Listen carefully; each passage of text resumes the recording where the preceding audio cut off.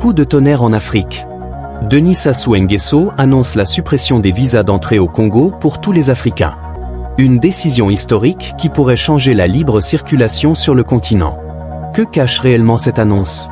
Regardez jusqu'à la fin et abonnez-vous à Afrique Zoom. Aimez, partagez et activez la cloche de notification pour suivre toute l'actualité brûlante de l'Afrique.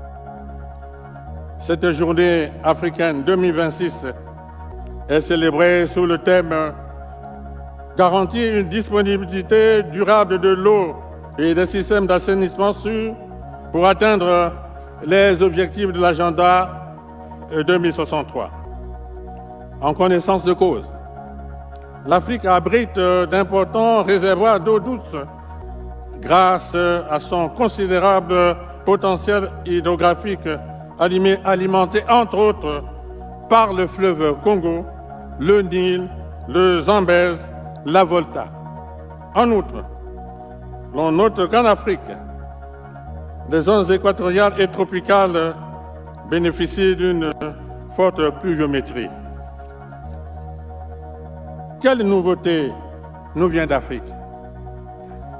L'Afrique comptera à l'horizon 2050 2,5 milliards d'habitants majoritairement jeunes, bras valides pour la mise en valeur de ces ressources encore peu exploitées, voire intactes dans différents secteurs comme les forêts, les mines, les hydrocarbures, l'énergie. Quelle nouveauté nous vient d'Afrique?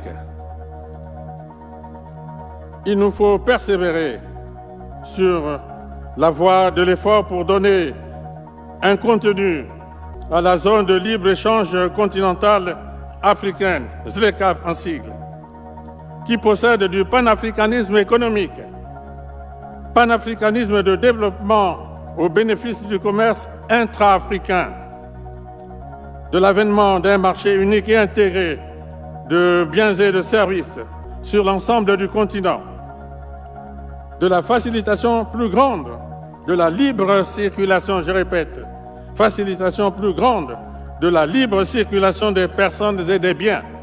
Aujourd'hui, le monde se recompose et l'Afrique ne peut aller au développement sans infrastructures routières, ferroviaires, aéroportuaires, maritimes et énergétiques. S'agissant de l'énergie, près de 600 millions d'Africains n'ont actuellement pas accès à l'électricité, ce qui représente environ la moitié de la population du continent. Pour combler ce déficit, le groupe de la Banque mondiale et le groupe de la Banque africaine de développement se sont lancés dans une mission visant à fournir l'électricité à 300 millions de personnes sur le continent d'ici 2030.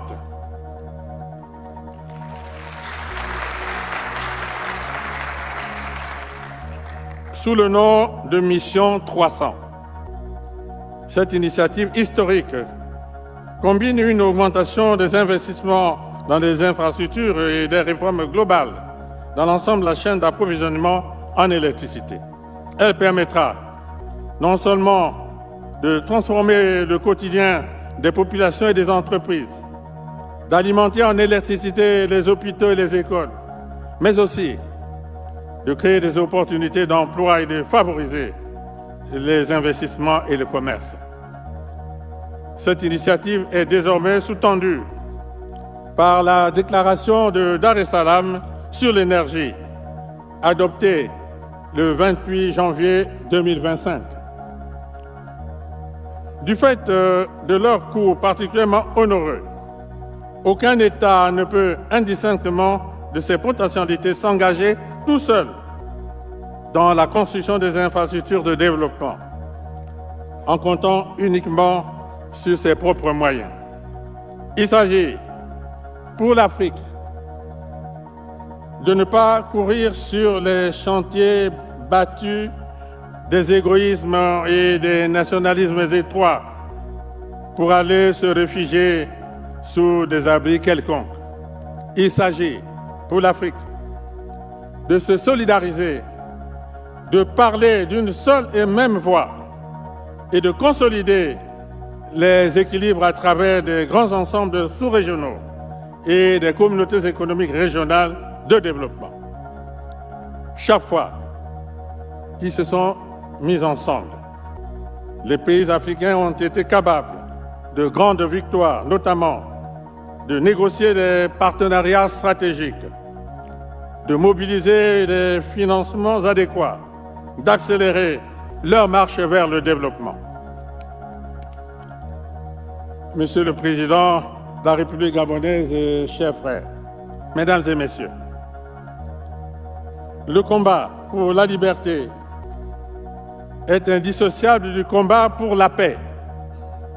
Permettez-moi de renouveler mon engagement en faveur de la cause libyenne pour laquelle mes pairs m'ont confié depuis 2016 le mandat de conduire le comité de haut niveau de l'Union africaine sur la Libye. Je voudrais aussi rappeler les autres crises récurrentes au Sahel, au Soudan du Sud et à l'est de la République démocratique du Congo. Les générations d'hier nous ont légué l'organisation de l'unité africaine, désormais Union africaine. Les exigences d'aujourd'hui sont essentiellement centrées sur le développement. Le plus long voyage commence par le premier pas. En ce qui nous concerne et en lien avec la consolidation de notre engagement en faveur de la vision des pères des indépendances africaines, la liberté et l'émancipation des peuples africains, l'accélération de la libre circulation des personnes et des biens sur le continent, l'intégration des États avec, à terme, l'usage d'un passeport africain unique, la matérialisation, une fois de plus, de mon engagement en vue d'une Afrique unie, souveraine et prospère, je saisis cette occasion solennelle pour annoncer ce jour qu'à partir du 1er janvier 2027, l'entrée en République du Congo ne sera plus jamais soumise au visa pour tous les peuples africains.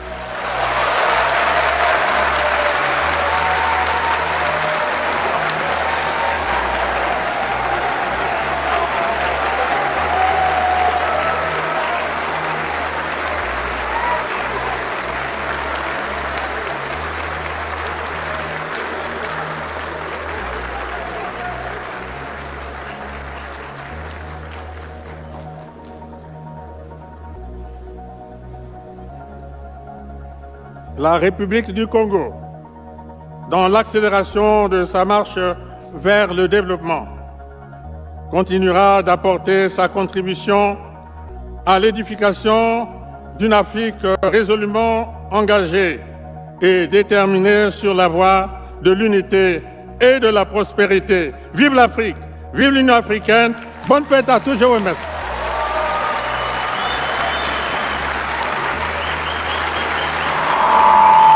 Le Congo vient-il d'ouvrir la voie à une Afrique sans frontières? Une chose est sûre, cette annonce de Denis Sassou Nguesso marque déjà l'histoire du continent. Donnez votre avis en commentaire et abonnez-vous à Afrique Zoom. Aimez, partagez et activez la cloche de notification pour ne rien manquer des grandes décisions qui changent l'Afrique.